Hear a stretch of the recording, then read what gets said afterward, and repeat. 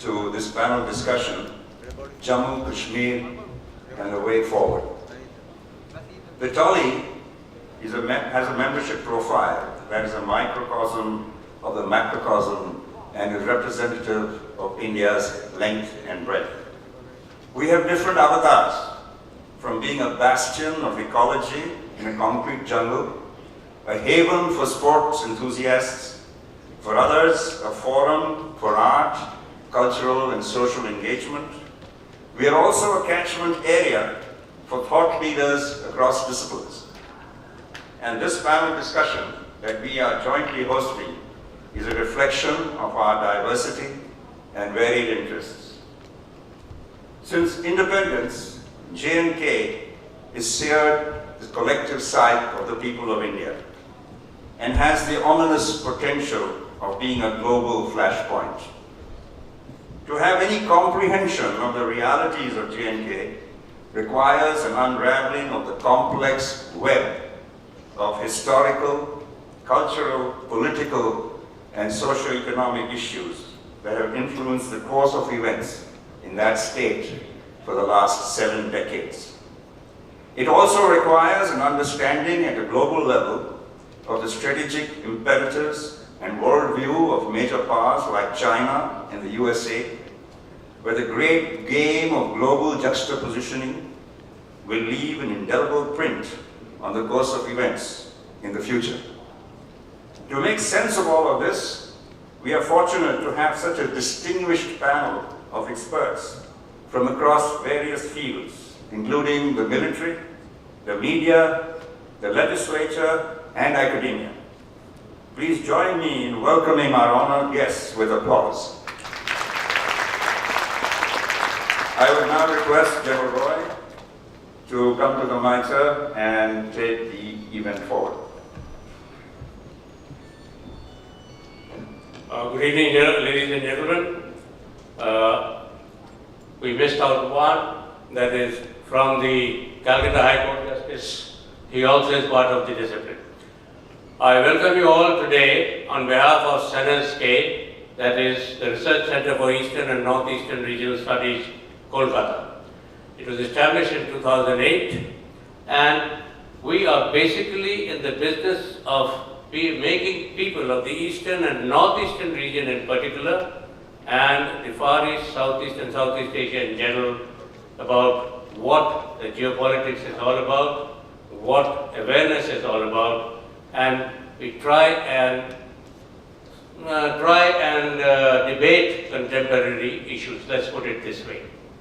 Today we have got together over here to have views from various experts in the field on J&K, the way forward. We know what the history is, and we are going to stress on how to go about resolving it. At the very beginning of this day, I will call our President, Mr. V.S. Bhandari, to come and address you.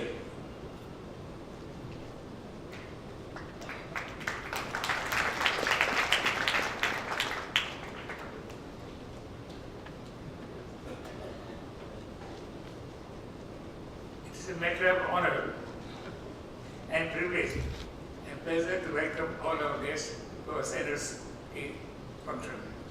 The panel discussion is very important. J&K, the new way forward. The presentation here today amongst the eminent speaker that by all means are very well acquainted with the problem, and let us hope they can offer some solution. One actionable point we feel is SENESK has done a job. It's a very complex problem. Even if we throw one solution, perhaps we will see effective. The present situation of Tiruppur JK is indeed a matter of national importance and concern. We as Indians are all seized with it and want that the permanent solution to JK problem should be found and implemented to restore lasting peace, tranquility, and happiness.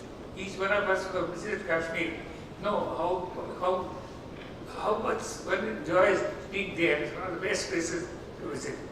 The issues involved are far too many diverse, dictated by historical burden, motivates perception, facts and ambition, and aspiration and belief, and above all, clash of identity and purpose amongst the stakeholders, both internal and external. A true and permanent solution of the to the CAA problem is easier said than done, but is a hard optimist. I am sanguine that the maturity, honesty, and objectivity, wisdom, and determination are established both at the center and state. We can find a solution, but definitely a way forward to the resolution. Today we have with us panel of experts who are themselves authorities on various issues affecting J&K. And I am sanguine that at the end of the discussion, their experience, their expertise will surely bring a paradigm change in our perception and give a new thought for way forward. Once again, a very warm welcome to you all for the panel discussion on J&K way forward. I am sure each one of us look forward to a very interesting discussion and debate. Once again, thank you very much for being here with us. Thank you.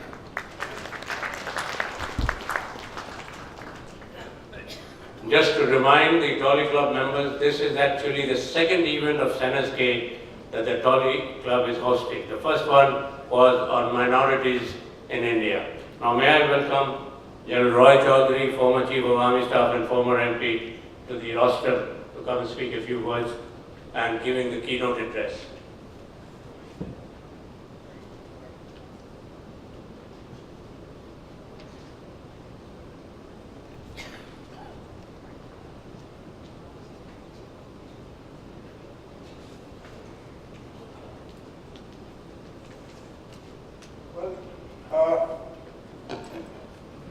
Good evening, ladies and gentlemen. This evening, we will discuss an issue which has come alive all of a sudden when you saw the picture of an individual sitting in front on the bumper of an army vehicle and being driven along through stone-throwing crowds. That has made this whole issue come alive. It's a matter of interest.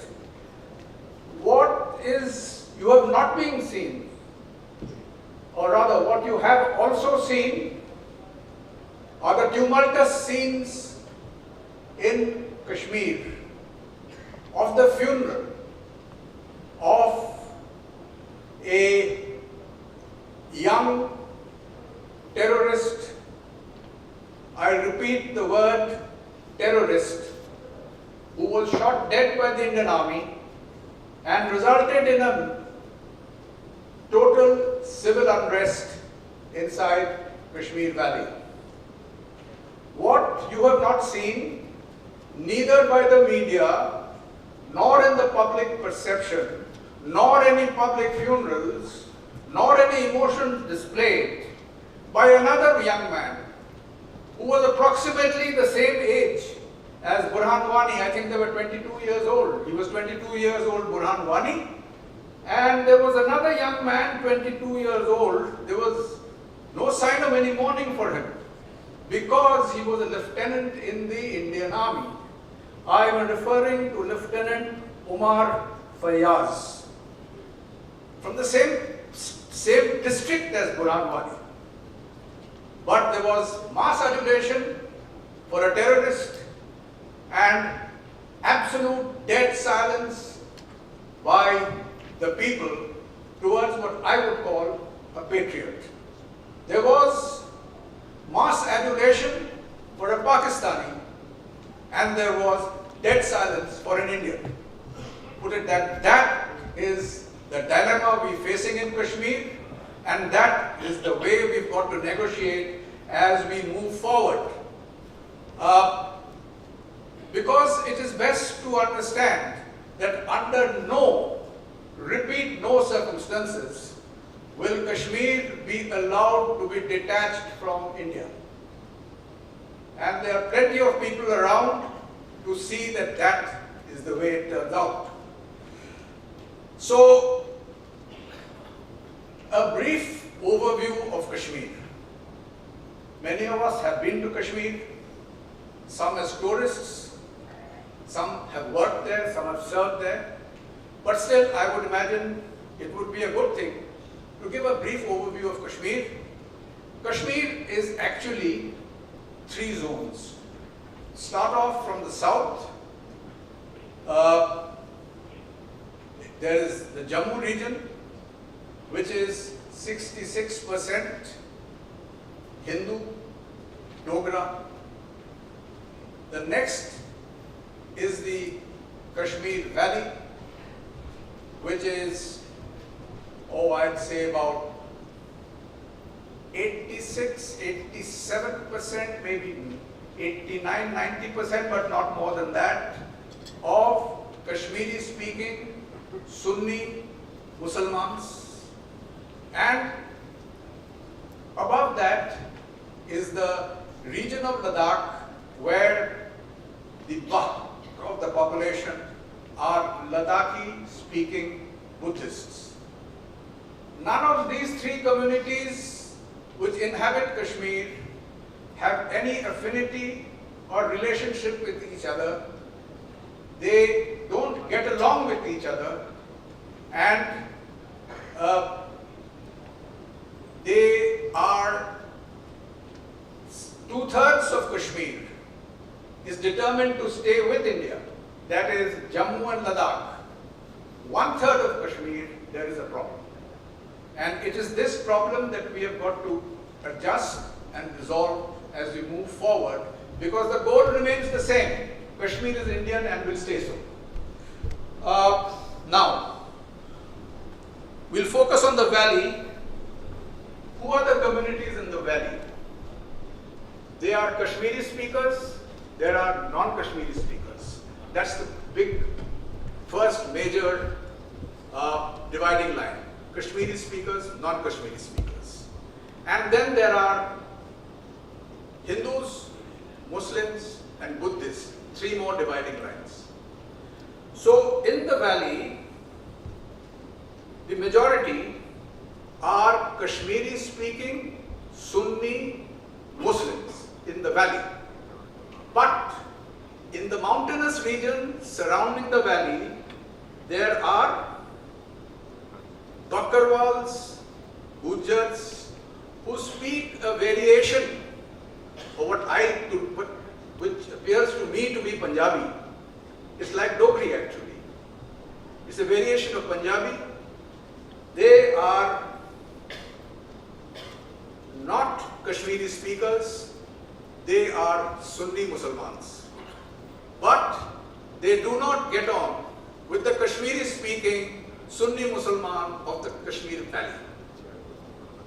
Then there are others who live in the Kashmir Valley. Amongst them are a forgotten community whose diaspora is spread throughout India, the Kashmiri Pandits. In some senses, I feel the Kashmiri Pandits have become an embarrassment to the rest of us. We don't talk about them. But they are there, they're live people, they are there. And we will have to see that they go back to their homes. That is one of the tasks of the Indian government. Beyond that, we have to see there is the line of control which exists after the war of 1947, which was fought between India and Pakistan. Where the war ended, there was a line of control. It shifted slightly during the next 2 wars that followed. There's 1965 and 1971. It shifted, but very slightly. On the other side of the line of control, in what we call Pakistan occupied Kashmir, there are no Kashmiri speaking people. There are Muslims, yes. Sunni Muslims, yes. They're not Kashmiri speaking. They are Pahari speaking.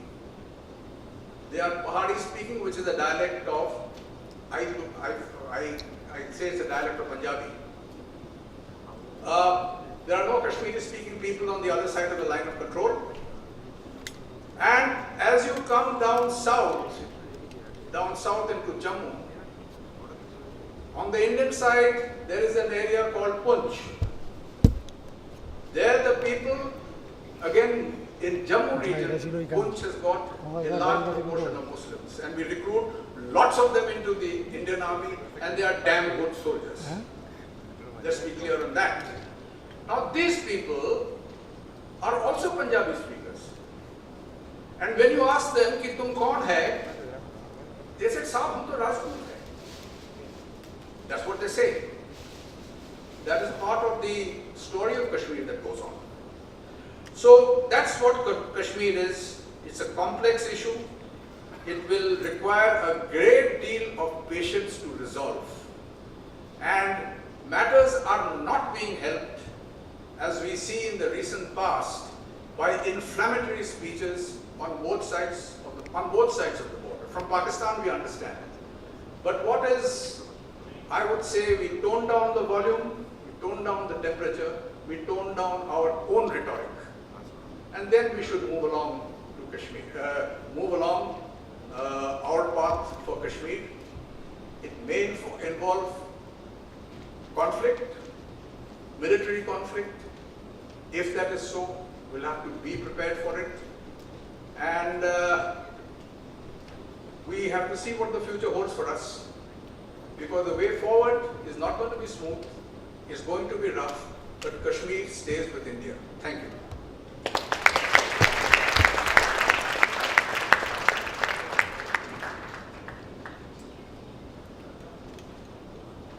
Lieutenant General Mukherjee, the moderator, will take over now the podium. The bio data of all the speakers are with you. In order to cut short on the time, we are not giving out the bio, speaking it out, but it is there. Please read them through as the speakers come up. Good evening, ladies and gentlemen. It's an honor to be amongst you this evening. I always feel a little odd with so many distinguished people around me, much more knowledgeable than I am. We have very little time this evening, just about enough time to give each speaker about 10 minutes. So I'm not going to waste time on doing a detailed introduction to each speaker. Most of it is in the abstract. I'll just give you an introduction to them in very brief, and let them carry on. And then I'll give whatever points I have subsequently. I am Lieutenant General Mukherjee. My credentials are that I was one of the longest serving corps commanders of Kashmir and Ladakh from the middle of the Kargil War onwards till 2002, in which we saw a lot of action. Thereafter, I've kept very close touch with Kashmir.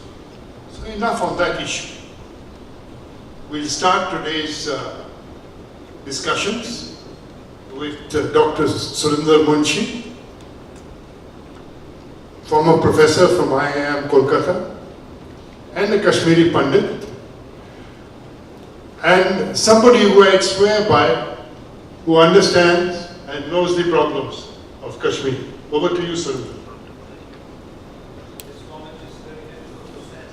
Reputation, but I would address the problem by way of sharing with you my understanding of what Kashmir moving forward implies. As far as Kashmir is concerned, a large number of solutions to the problem of Kashmir have been given since the time of independence.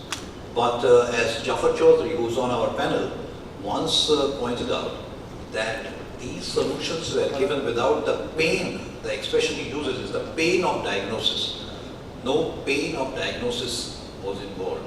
And I think before we come up with more solutions about going forward, we need to go through the pain of diagnosis. And diagnosis, as we know, can be painful.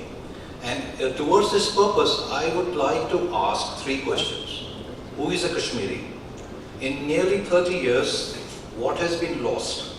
And thirdly, why insurgency in Kashmir having asked these questions, consider them very briefly, I would touch upon what is to be done in terms of what I think needs to be done.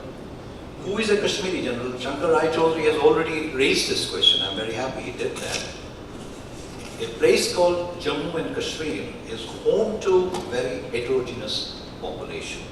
There are people in the valley of Kashmir who are Kashmiri speaking. So if you think in terms of Kashmiri as someone who speaks Kashmiri, is ethnically Kashmiri, then these are the people who stay in the valley of Kashmir, and within them there are divisions. There are divisions in terms of Hindus and Muslims. Within Muslims there are divisions in terms of Shias and Sunnis and so on. Then there are Dogras who live in Jammu. There is another region called Ladakh, and there are Ladakhis who live there. Within each of these, there are minorities. For instance, in Jammu, where Dogras and Hindus, Dogras who are Hindus live, there is a Muslim minority. Among Ladakhis, there is a Muslim minority. And to add to the complexity, there are Gujars, there is also a small and historically significant Sikh population. So this is a very heterogeneous population which constitutes Jammu and Kashmir. Now Kashmiri, when we talk about Kashmiris, either we can talk in terms of Kashmiri as an ethnic group, or we can talk in terms of Kashmiris who are subjects or who are residents or who belong to the state of Jammu and Kashmir.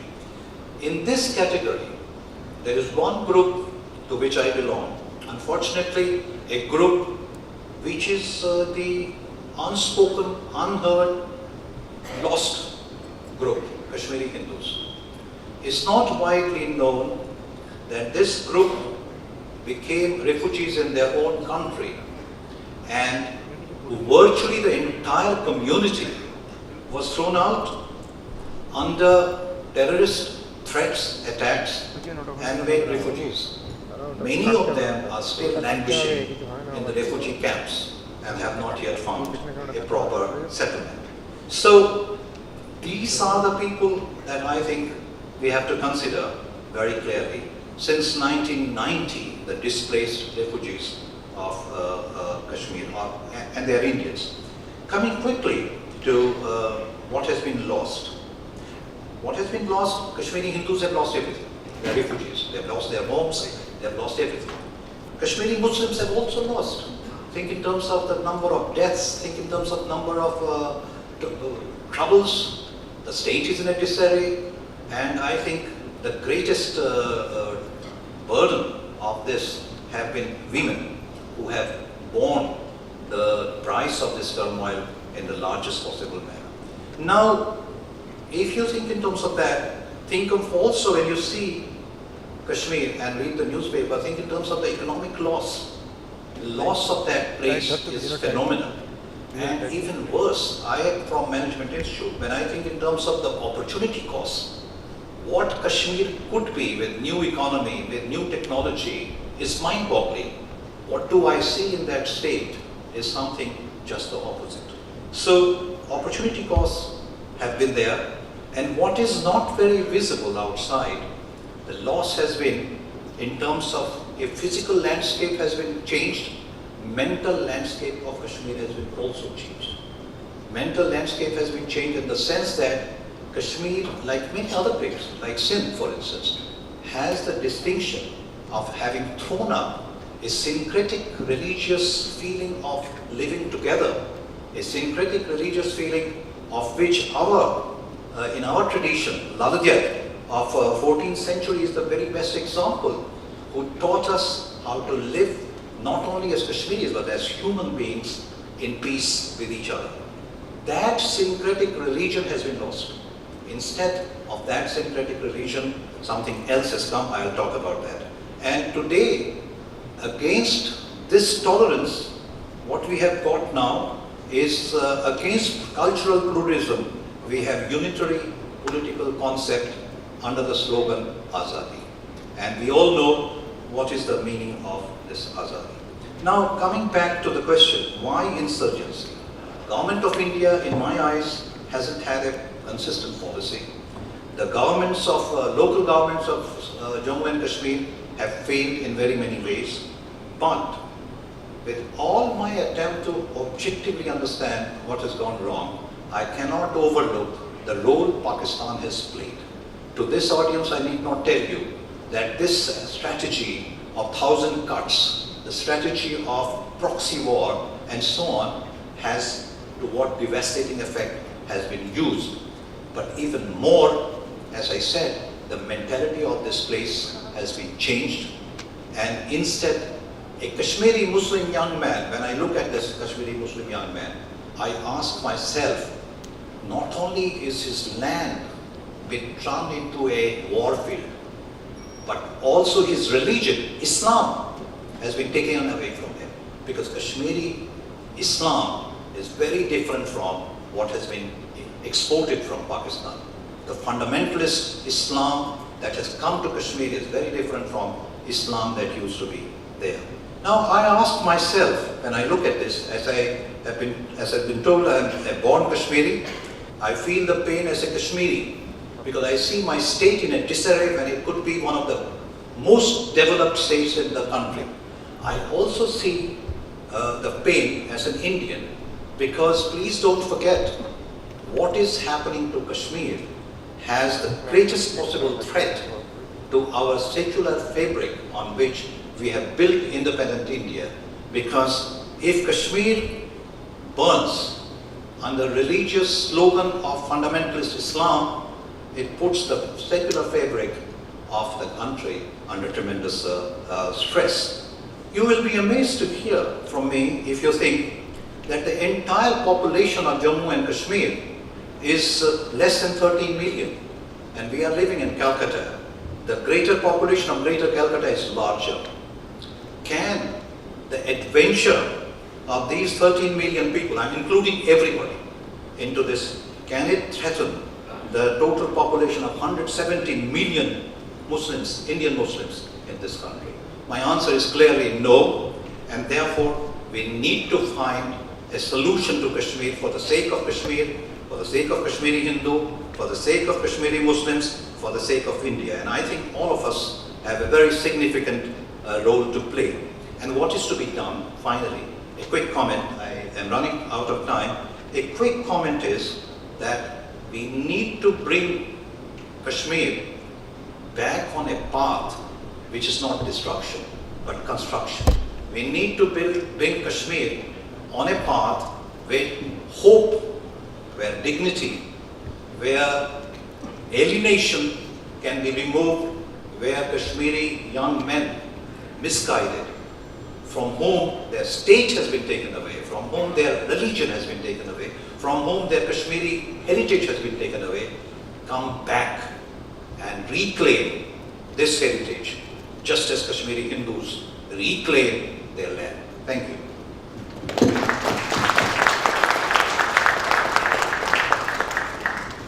Thank you, Dr. Munshi. On behalf of us, all of us, we'd like to thank you for an excellent presentation.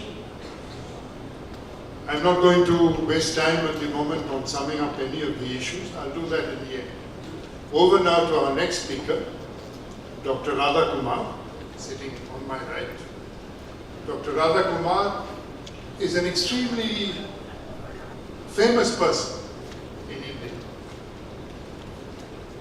And besides all her other achievements in life, she's been one of the interlocutors deputed by the government of India out of the group of 3 in 2010 and 11 to interact with all parties, all those involved, all the players involved in the dispute, and to try and work out a solution and give recommendations to the government of India. The group of interlocutors did a splendid job and submitted their report. Unfortunately, the report was submitted, not acted on. Over to Dr. Radha Kumar.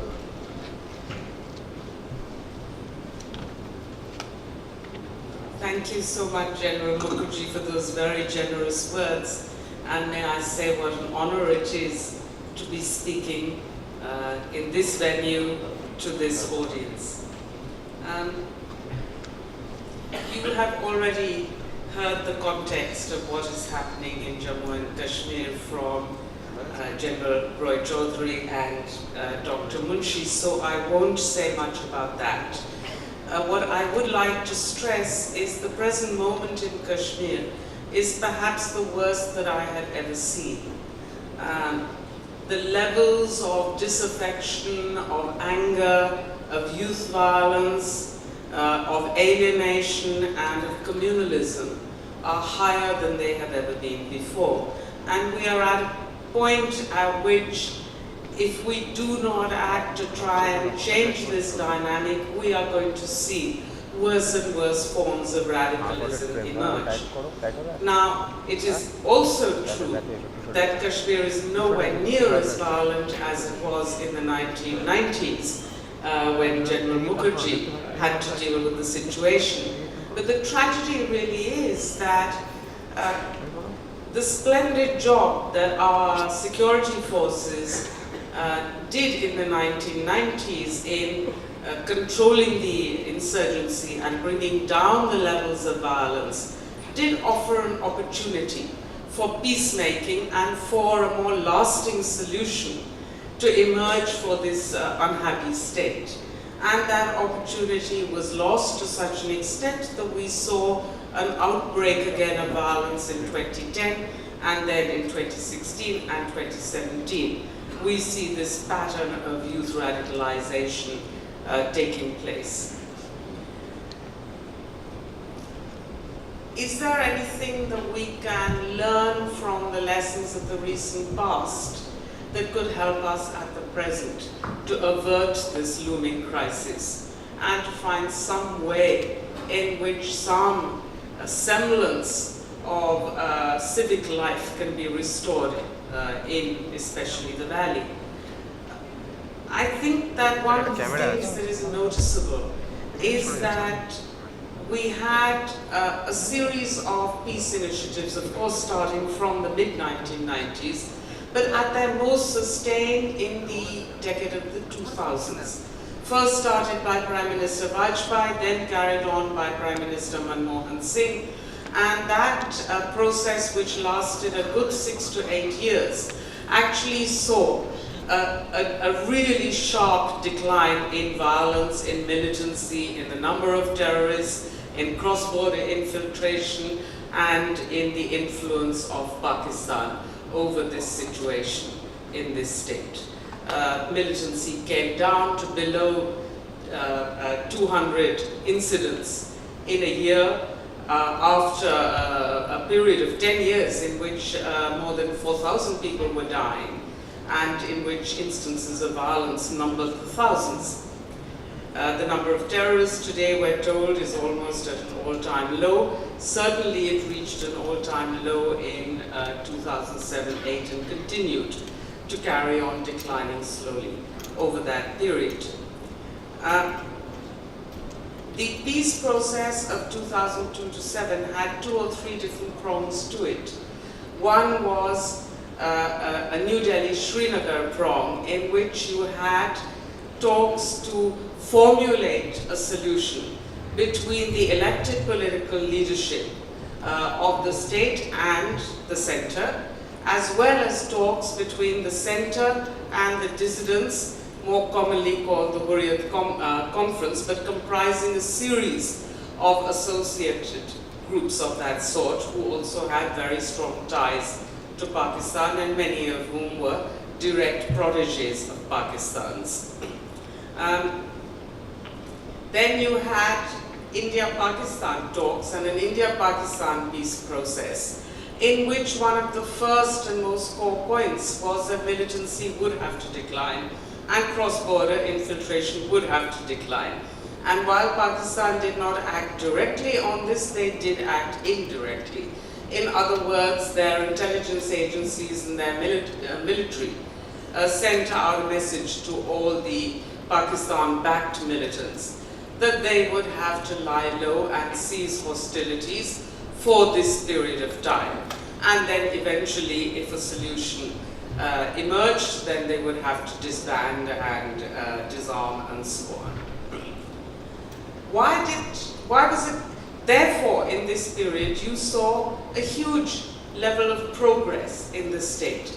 And you saw for the first time after perhaps 2 decades of violence, an aspiration rising in the state that they could return to a peaceful existence in which their children could be educated and their businesses could be restored, and of course their horticulture and other occupations, including tourism, could begin to prosper again.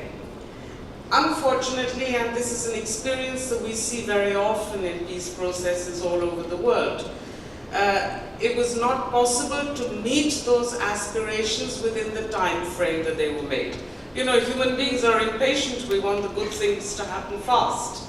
And however, institutions of governance, when they have been attacked and destroyed by violence over 20 years, take a much longer time to rebuild.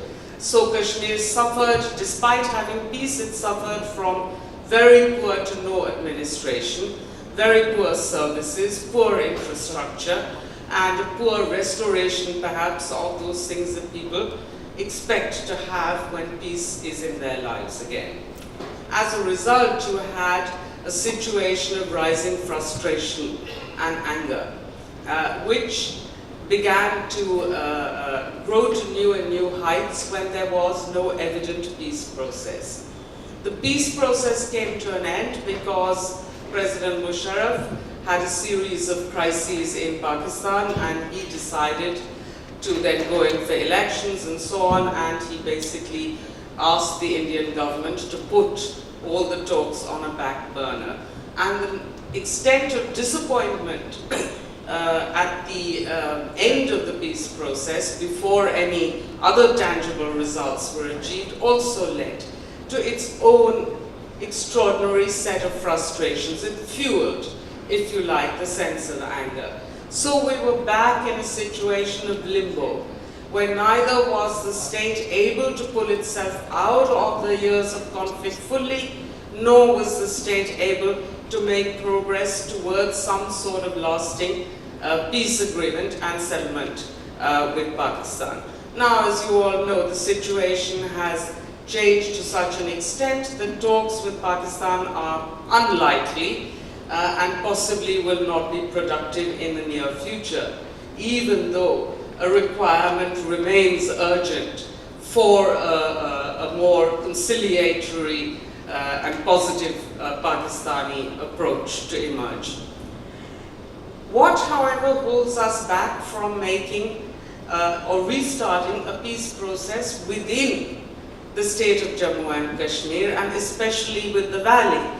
And indeed, what stops us from encouraging the kind of cross-border discussion that we had initiated and encouraged in the early years of the 2000s for a rapprochement with the other parts of divided Kashmir which are held with Pakistan? One of the most important and significant elements of this peace process of 2002 to 8 was that people from Muzaffarabad and Mirpur and Gilgit and Baltistan, all areas of the former princely state that Pakistan holds, were encouraged to come to India. They were encouraged to visit Kashmir. They were encouraged to have a dialogue with the people of Jammu and of Kashmir Valley and of Ladakh. And as a result, they became a force of pressure on the government and the military of Pakistan to moderate their approach towards India. And I can't stress sufficiently how important it is for those sources of pressure to be put on Pakistan. Pakistan may try to deceive us and attack us and bleed us by 1,000 cuts, but given their attitude towards Kashmir and Kashmiris, they cannot fully resist it when Kashmiris are the ones carrying the message of an end to violence and the need for a lasting solution to them. We have somehow lost that, we have ignored that, and we are in a situation today where people in the Kashmir Valley, at any rate, and also in Muzaffarabad and Mirpur and Gilgit and Baltistan to some extent, feel that the Indian government and possibly the Indian people are inimical to what is rapidly becoming a quote-unquote Muslim Kashmir or a Muslim issue. This, of course, is enormously counterproductive for us. If we are here today to discuss how we can bind Kashmir to India, we would do well to look at what are the gaps and the flaws and the mistakes of our own policy that have allowed the emergence of this idea that Kashmir is only an issue of Islamic radicalism. It is not.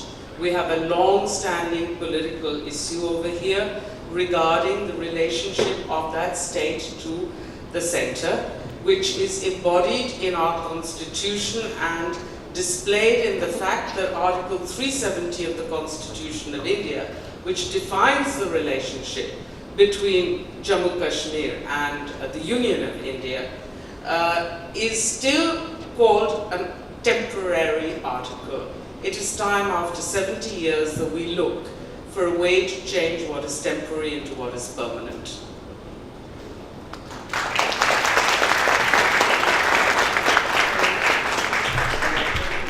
Again, on behalf of all of us here, I'd like to thank Dr. Radha Kumar for a brilliant presentation. I think she's thrown light on a number of aspects which may not have been known to many of you. Thank you very much. And now come straight on to the next speaker, Mr. Zafar Chaudhry. Mr. Zafar Chaudhry is a journalist from Jammu. When I was asking Dr. Surinder Munshi as to which journalists we should invite from Kashmir, without any second thoughts, he suggested Mr. Chaudhry, saying he is easily the best journalist and the most rational journalist there is in Jammu and Kashmir. So he'll put across his views on the subject. Over to Mr. Zafar Chaudhry. Thank you very much, sir. I'm so much delighted to be among all of you this evening. Well, Kashmir is a highly complex and multi-layered problem. It depends upon that from which point of view you are actually approaching the problem. Some people talk about Kashmir in context of unemployment, Islamic radicalization, what is being taught in the madrasas, etc. So I would like to begin with one small anecdote. In the early 1990s, those were the very horrible days, curfews, crackdowns, and there was no political activity and there was almost a collapse of civil administration. Around those days, a new vice chancellor joined at the University of Kashmir. So on the day of his arrival, on the way he found there was a road blockade. In a few moments, he got to know that there was, some kerosene crisis. So people were protesting about that because in winters, power supply is a very serious issue. So people had to rely on the kerosene to charge their gas cylinders, etc. So a few days later, as a matter of coincidence, he saw at a couple of other places also that people were protesting for, non-availability of kerosene. And then at some of the university meetings, some of the people, they did not turn up at the appointed time. And he was told that because at the nearby depot, that the kerosene supply had come today and people had come to get their cans filled in. In a few weeks, a team of BBC that was there in Srinagar, and they checked in with the Vice Chancellor that what he thinks on the Kashmir situation.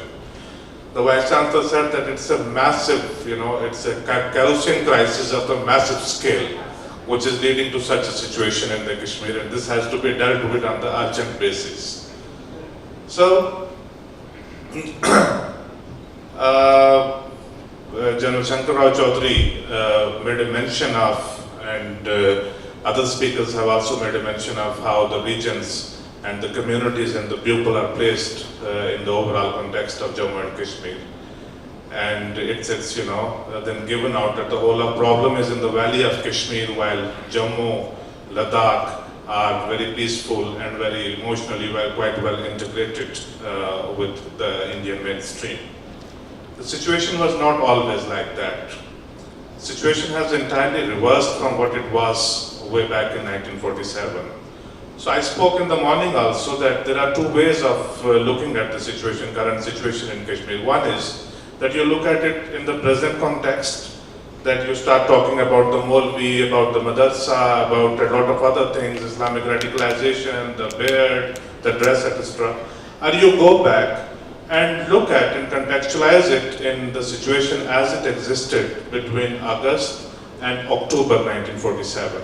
August because when India and Pakistan, gained independence and became dominions, and in October 1947, on the 26th of October, when the state of Jammu and Kashmir acceded to the Union of India. So in the Dogra state of Jammu and Kashmir, which existed for 101 years, for the administrative purposes was comprised of three regions. One was the Kashmir province, the highland, most important, most prestigious, and the other was the Jammu province, and the third one was the frontier districts, which included Leh, Kargil, and the Gilgit Agency, etc. So at the time of, what shall I say, that in 1947, when a lot of events were taking place, the Gilgit Agency that was on lease to the British much before that, the lease had expired, but people revolted there. They established a Republic of Gilgit because they had a deep contempt for the Dogra regime, and they did not want to join Pakistan as well. So they established a republic of their own, which existed not more than 16 days, as Pakistan sent in its forces, and they together then attacked Leh and Kargil and captured a vast part of the Ladakh region, as you see back on your map. Down south, Jammu, which is very well integrated with the Indian mainstream at this point in time, was not completely, Hindu majority at that time. That was 60% Muslim majority. Because of the division later on, the displacement, the Muslim population got reduced tremendously. So in Jammu, there is something very important, that the way the state existed in 1947, the demographical, geographical and political conditions at that time did not favor Kashmir's accession to the Union of India. That was in a very adverse circumstances. It is because of which, as I mentioned about Gilgit, so situation was not under full control there. When I talk about Jammu, the people in Jammu were deeply influenced by the developments taking place in Punjab because of its geographical contiguity. And people in Bengal understand it pretty much, that what happened in Bengal and Punjab at the time of partition, those were the similar influences on the situation in Jammu as well. So I have done a research myself, and there are some very authentic documents, personal histories we have collected from people, that some 300,000 people got either died or got displaced in 1947 around or before the time of the tribal raid, because we look at the conflict of Kashmir purely in context of the tribal raid. 300,000 people either died or displaced in Jammu region.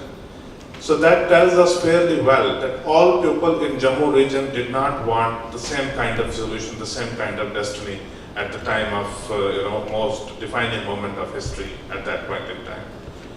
So today's POK, this narrow strip on the western side of this map, because on the map it looks like the whole of the POK is one, but within Pakistan, there are two different administrative territories. One is Gilgit-Baltistan and what they call as Azad Kashmir, and we call as the Pakistan-occupied Kashmir.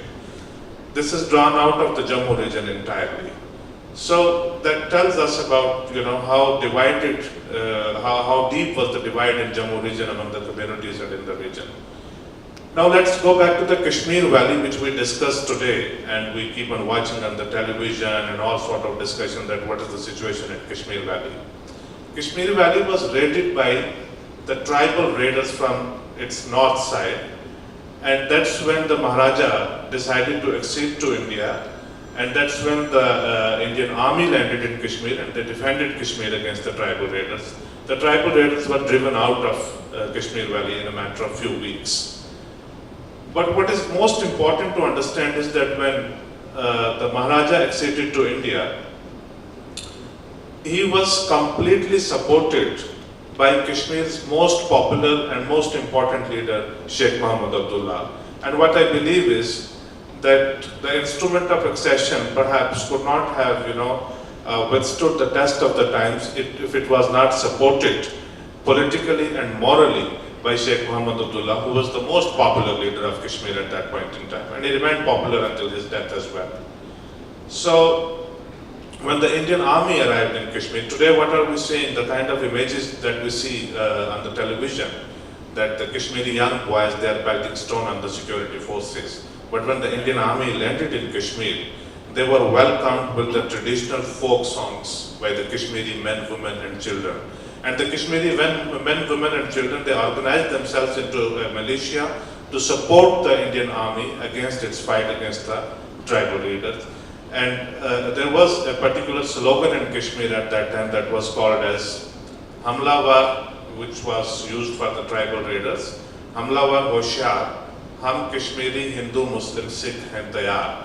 And that is what defined the secular ethos of Kashmir Valley, and that was what also defined that the moral character of relationship between Kashmir Valley and the decision of the leadership and the people to accede to the Union of India.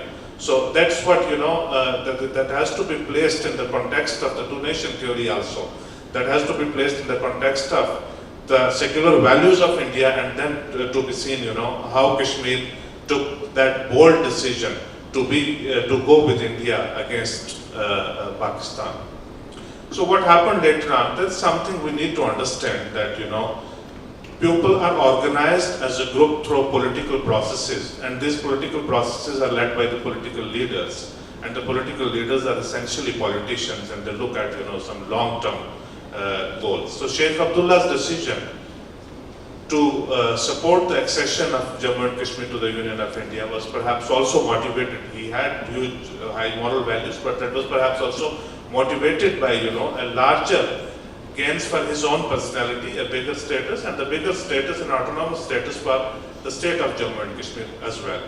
That was the basic principle of accession of Jammu and Kashmir to the Union of India, and subsequently there were constitutional promises with the state of Jammu and Kashmir for its special autonomous character within Indian Union.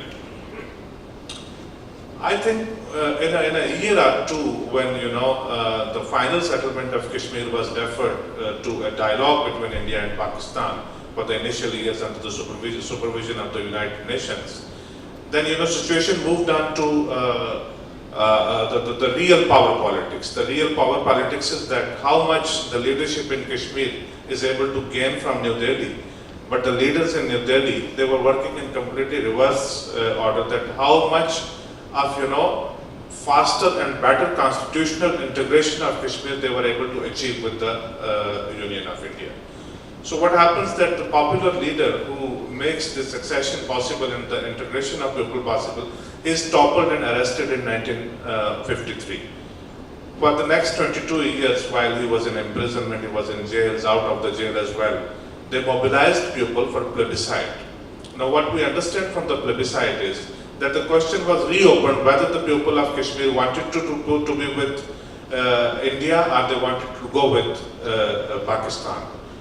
But then there is a deal in 1974 which brings Sheikh Abdullah back to power in 1975. And through this deal, Sheikh Abdullah settles down for the post of the Chief Minister. Though there was an elected legislature of the Congress, but the Chief Minister is asked to step down and Sheikh Abdullah takes over as Chief Minister. The person who mobilized people for plebiscite for 22 years, the person who left his office as Prime Minister and left the state as more autonomous with a very limited role of the center to, three subjects, defense, external affairs and communications. When he returns, that autonomy has been completely eroded. His office has been downgraded from Prime Ministers to the Chief Ministers. But still he holds a huge appeal for the people, people come up in hundreds of thousands to welcome, because he was able to build yet another consensus. He said that we wasted time on the streets over 22 years in a battle we were not able to achieve on the streets, and I'm going to take that fight to the Mr. Chaudhary, legislature. you've got to start winding up now, please. In a 1 minute, 2 minutes? All right, all right. So, okay, I'll have to cut it short to drive home one basic point of a lack of trust between New Delhi and Srinagar. You know, Pakistan's involvement is something that has been all along, right from the beginning until this date. I have not touched upon Pakistan because of late what I have started thinking about in context of Kashmir is that it is very important to do a lot of introspection, to do a lot of soul study within Srinagar and within New Delhi, that what went wrong. So there is a couple of very quick points that what is important that is to be done. As long as we have this territory divided by a line of control, an informal border and not a proper international border, we will have to have a dialogue with Pakistan at some point in time. It's just a matter of the time. But before we have a dialogue with Pakistan on the final status of the territories which are held by Pakistan, it is very important to have Srinagar and Delhi on the same page. As you see on the situation, it's unimaginable to expect Srinagar and Delhi to be on the same page in the current scenario. So a process can be initiated by at least holding out a promise to the people of Kashmir that yes, we respect the constitutional status of Jammu and Kashmir in the Indian Union, that's one. And we uphold the legitimacy of the elected government of Jammu and Kashmir. As we look at from here, Kashmir Article 370, the special flag, special constitution, perhaps Kashmir is, something, a situation of a state within the state. But if you go back in Srinagar and look at the situation from there, it looks like that the government of Jammu and Kashmir is perhaps the most disempowered of any state governments in India. So if this legitimacy, the authority, and the honor and dignity of the government of Jammu and Kashmir is restored to the level of any other government, say the government in the West Bengal, that could be a great, idea of making a beginning in Kashmir to restore, to initiate the process of restoration of confidence so that there is a better environment for holding negotiation, for holding talks with the people. Thank you very much. So I'll be open to more questions.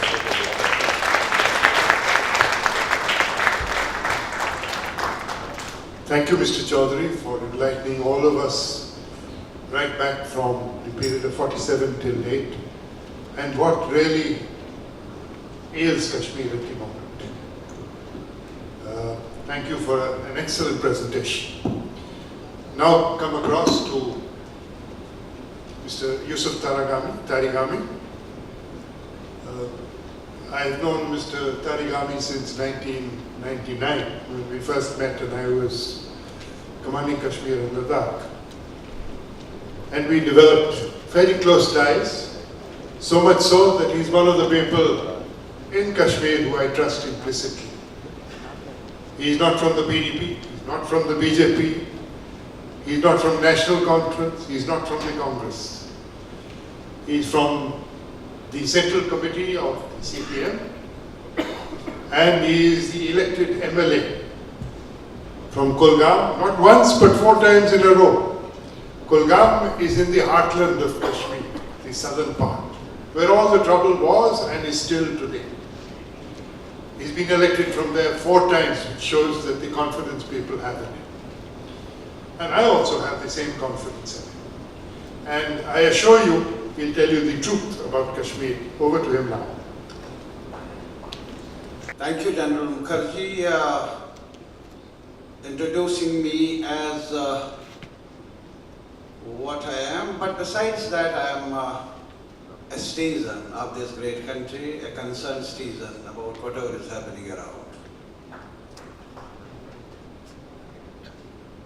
I will not repeat what my esteemed speakers have said it earlier, not go into the details of geography or history, which I hope eminent people here in this hall are quite, I think, familiar with the facts of history. But I want to emphasize certain points of the history which will be, I think, guide for us to understand the present and formulate our approach vis-a-vis the problem for future. You see, it was a unique situation in terms of history when Kashmir, Jammu and Kashmir acceded to India. Partition has taken place and Maharaja, Dogra Maharaja, was reluctant for some time to accede to India. Whereas the Muslim leadership of Kashmir, I'm not talking of exclusive Muslim, there were Pandit leaders as well.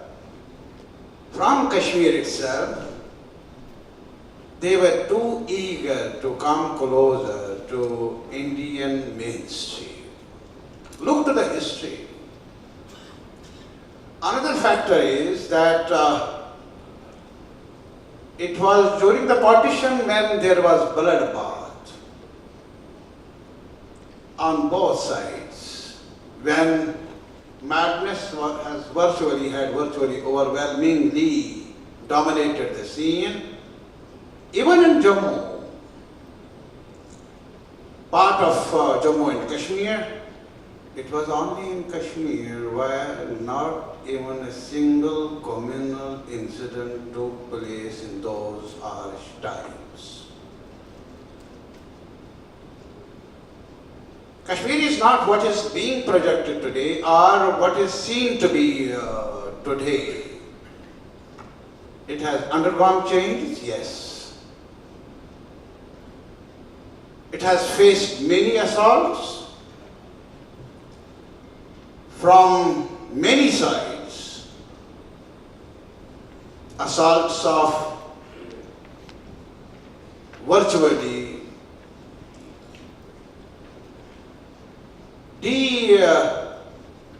virtually damaging the personality of Kashmir.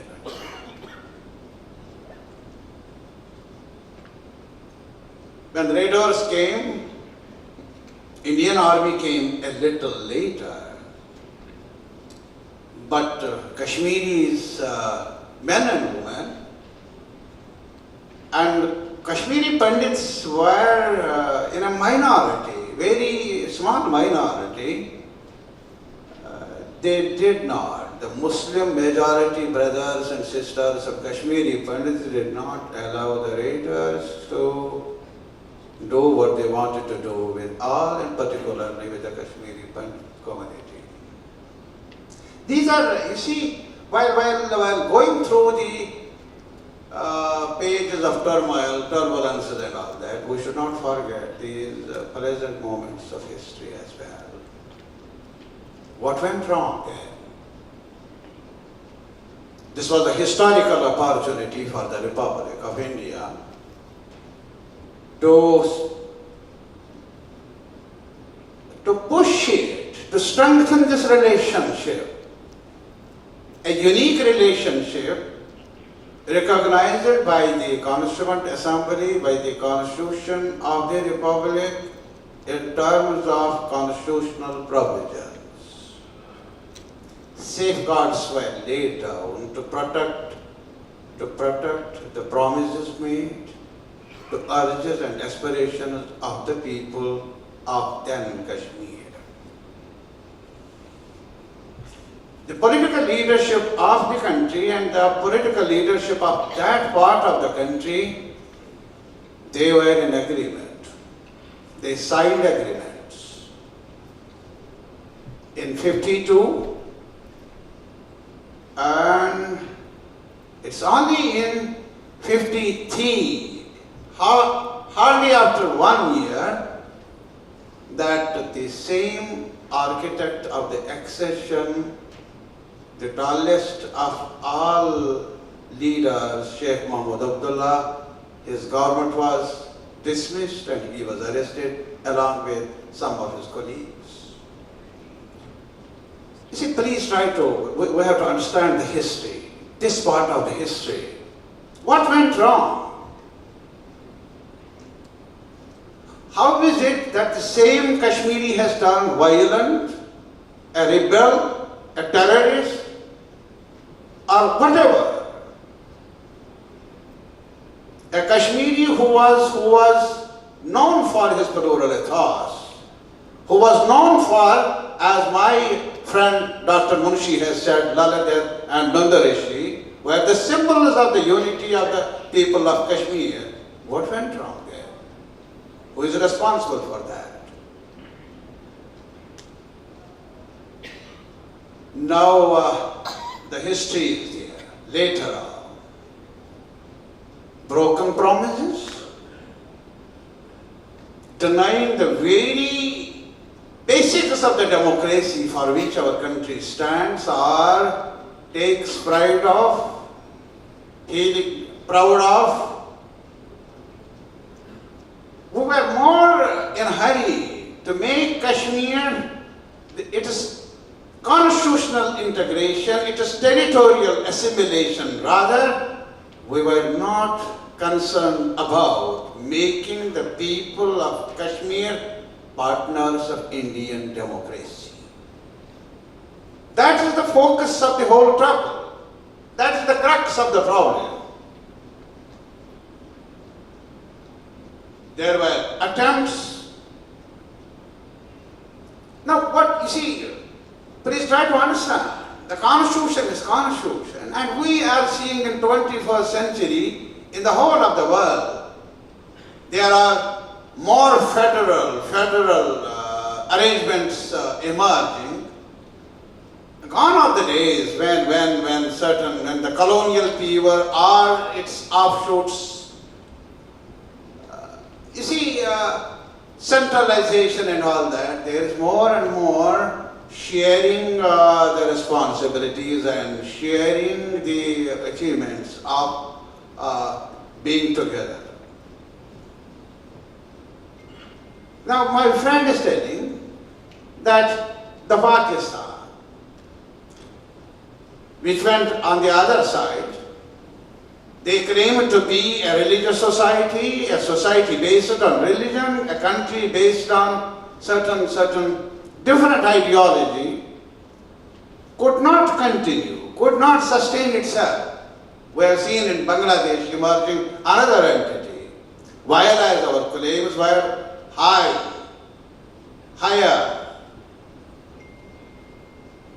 We thought and we proclaimed that ours is a democratic polity, it's a plural polity, we are different from. We have different faiths, we have different linguistic affiliations, we have different cultural identities, but nevertheless, we can shape our destiny together. This was our claim, and here lies the real problem that we have failed as far as Kashmir is concerned. So it's not the question of Sunni and Shia and whatnot. It's the question of treating our people, whether they are of this faith or that faith. And my strong feeling is that wrongs have to be identified and wrongs have to be corrected. That is the duty, that is the responsibility of Indian state.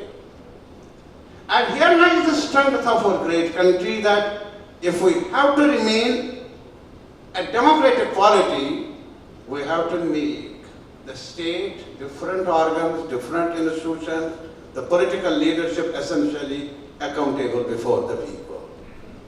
If we lose sight of that, I think it will be damaging for our interests. And the second, you see, as far as insurgency, we have faced insurgency.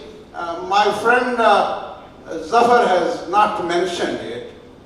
That look, after when Sheikh Abdullah Indira Gandhi Accord took place, despite the fact it was characterized by Pakistan, it was defined by Pakistan, something as a surrender.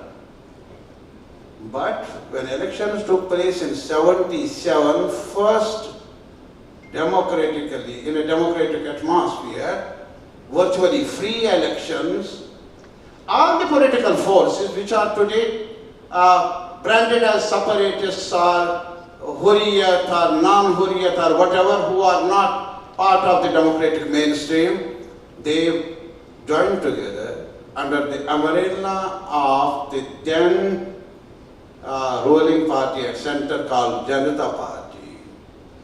Directly and indirectly, they fought together against national conference and got virtually isolated, getting only 2 seats. You see, these are the times, good times. Could we carry on that message? What happened later in 83 elections were again held, national conference could get majority. Then what happened in 84, only 1 year after, defections were organized and a defectors regime was imposed. No sir, I will beg, I would like to have as a special case for a plea. These are important. No, it's not a question of good politician. I am a good citizen, of course. I am proud of being one. So, you see, there are many points. Today the situation is much grave. It is grave. Now, of course, there is we are facing now. It is not that tolerant Kashmiri ethos. It is now a jihadi-dominated polity which we are confronted with, no doubt about that. But how it has emerged, that needs to be analyzed, that needs to be understood. And I feel we in Kashmir have a duty again to restore that glorious past of communal harmony and communal amity. And you in the rest of the country, and particularly in this great land of Tagore and many historic personalities, have the duty to contribute in maintaining the idea of India, which is livable for all of us, all of us. Certain noises emerging in the rest of the country, mainland country, are virtually adding to the fuel in the fire. Now one of my friends was telling me about the media. Now, when we don't feel that it is war-like situation. It is not war-like situation. There are incidents, there is some anger, there are stone pelters, there are certain militants, no doubt about that. But when we look in the evenings, we are terribly upset. When we switch on some of the channels, there we see actually war going on. Please stop. Because this is the poisonous. You see, poisonous weed coming from Pakistan or jihadi culture is to be eradicated. But if at all the majoritarian that poison comes somewhere, again that will be splitting our personality, and that will be dividing our ranks, should be unacceptable. And lastly, you see, my friend here said that return of Kashmiri Pandits is a duty of government of India. No, not at all. Responsibility of governments and all that, we have seen how best they can, how best they are virtually spoiling the whole process. I feel that responsibility, and I share one of the concerned citizens, the responsibility of return of Kashmiri Pandits with dignity lies with the people of Kashmir.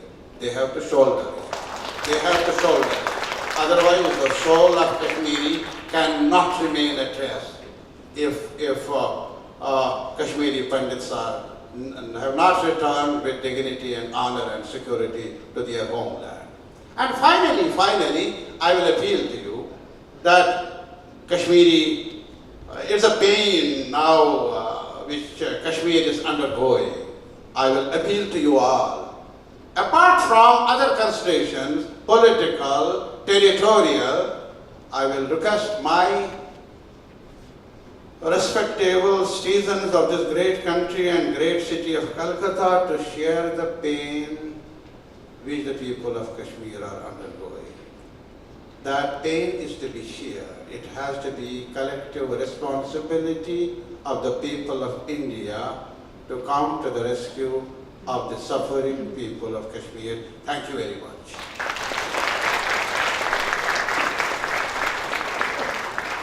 Thank you, Mr. Tarihami. Thank you for an excellent presentation. I'll give you some more time during the panel discussion because there's still some issues which I want you to cover. Thank you very much on behalf of all of us. I'll now switch on to the next speaker, Dr. Sindar Pal Singh. Now, SNSK has an understanding with the Rajaratnam School of International Studies, Nanyang Technological University at Singapore, RSIS, one of the major think tanks in Singapore. So he's come across from there. He has Singaporean citizenship, and he'll be putting across a slightly different perspective from abroad. Over to Dr. Sindar Pal Singh. Thank you, General. Firstly, let me just say it's an honor and a privilege to be here among such an august gathering. It's very difficult to speak after someone like Mr. Tarihami has just spoken. One will easily pale in comparison, so I will try my best. I also keep my comments short to try to compensate somewhat for the somewhat. Yeah, do you a favor, General. I think we had a closed door session in the morning, and I've spoken about this in the morning as well.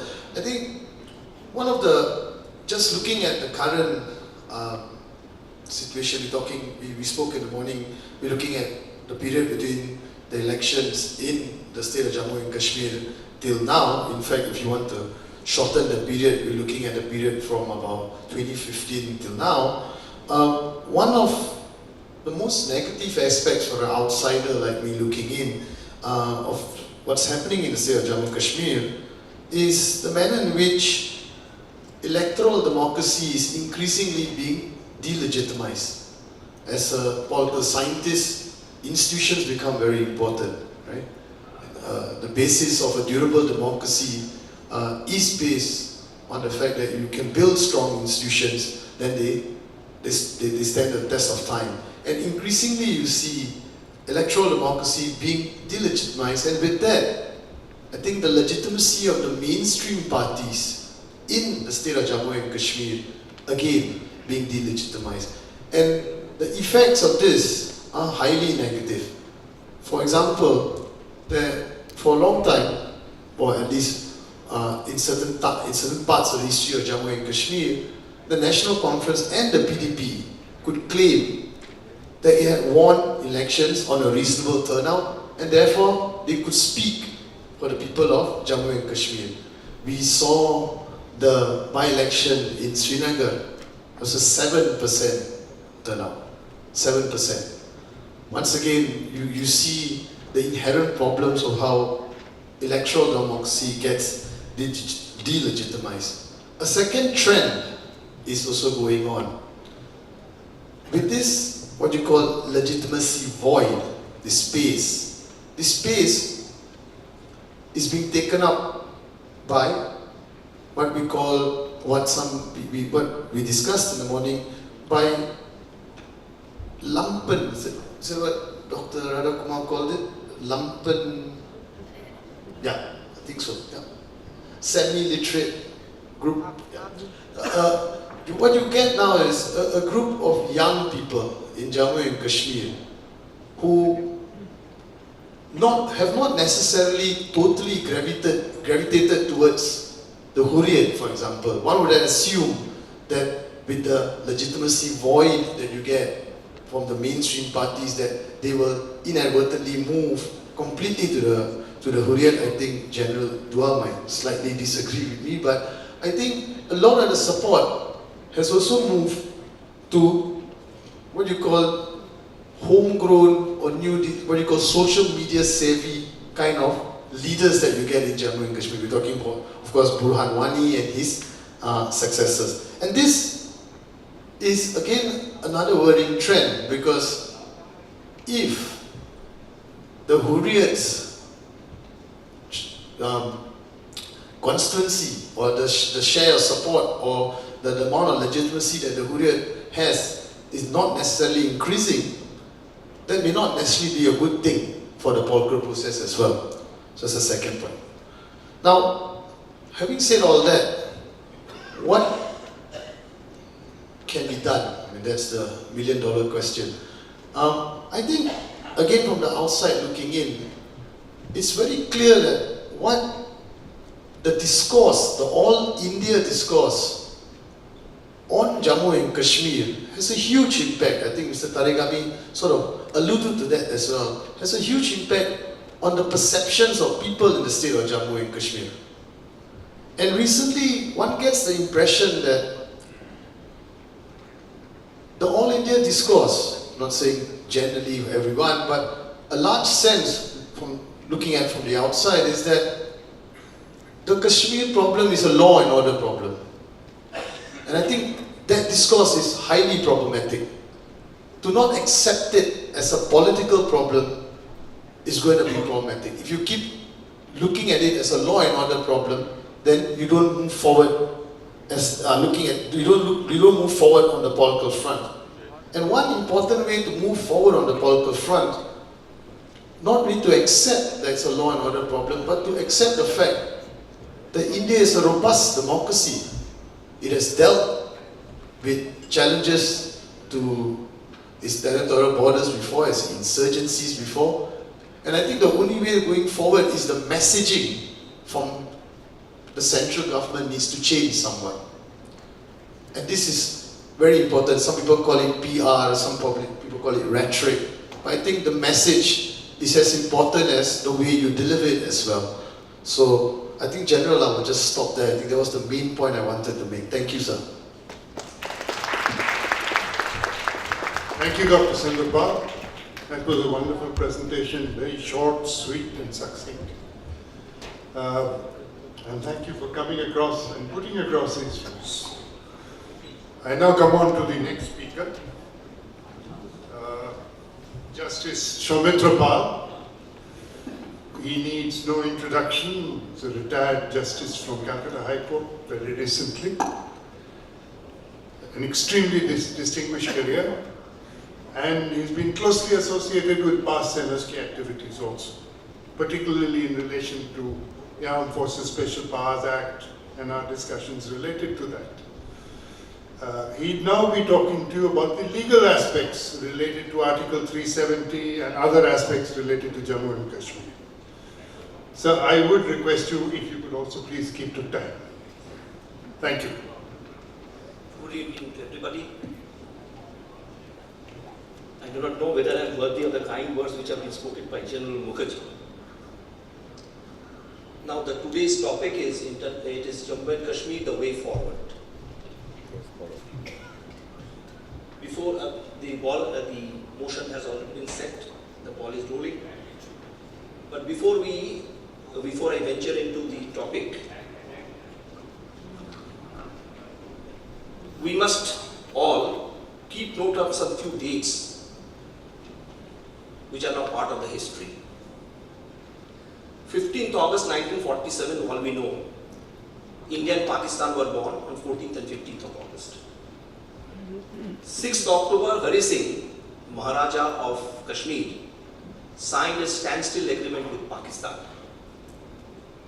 On or about 11th October 1947, tribals from Pakistan invaded Kashmir. Being panicky, Hari Singh on 26th October 1947 signed an instrument of accession with Government of India, ceding powers in three matters: defense, foreign affairs and communications. Then as we all know, our constitution was adopted on 26th November 1949, which contained Article 370, which is very significant and to which I shall be referring to. Then in 1950, pursuant to this Article 370, which is a temporary provision with respect to the state of Jammu and Kashmir, Presidential Order 1950 was, in short, Presidential Order 1950 was promulgated. In 1952, there was an agreement between Pandit Nehru, the Prime Minister of India then, and Sheikh Abdullah. And consequently, in 1954, Presidential Order of 1954 was issued, scrapping 1952 order. Thereafter, on 25th January 1957, the J&K Constituent Assembly was dissolved without neither abrogating nor amending Article 370. This is very important. The Constituent Assembly was dissolved on 25th January 1957 without abrogating or amending Article 370. Be that as it may, now let us look at the Constitution of India. Article 1 says that India is a union shall be a union of states. It refers to Schedule 1, which speaks of the territory of Jammu and Kashmir, which was as area as it was on the day of independence. Then there is Article 370, to which I have referred to, and the sub-article is 371D, which speaks of the power of the President to issue order.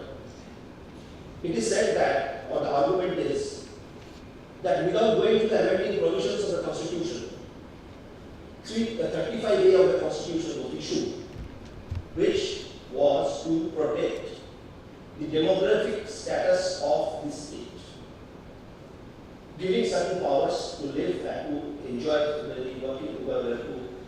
own property in Kashmir.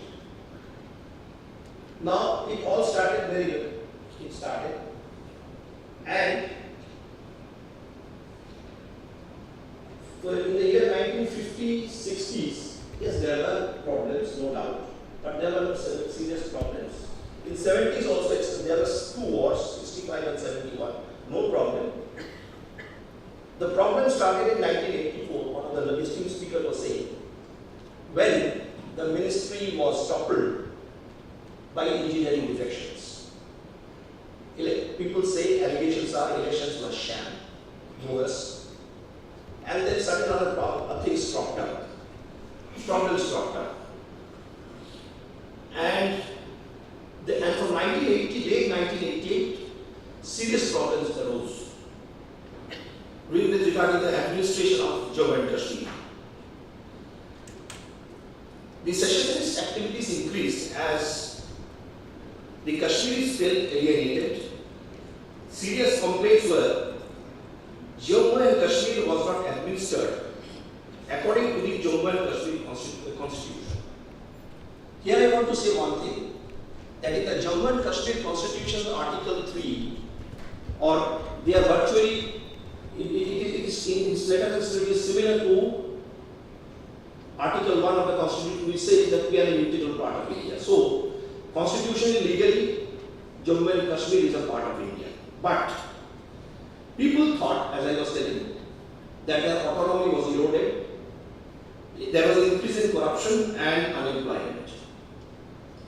Now, corruption and unemployment is there in every part of India, more or less, there is.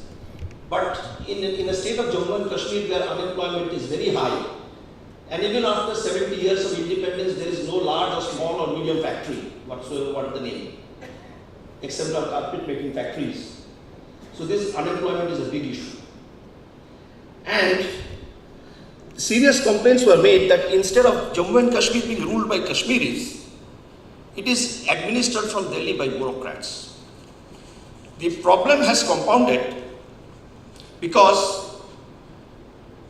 47 presidential orders under 1954 order have been issued between 11th February 1956 and 19th February 1994, which have been made applicable to Jammu and Kashmir. And this process has been termed as the erosion of Article 370. So the problem has compounded. Now there are serious problems. I myself was in Srinagar only 2 years back in this part of the year.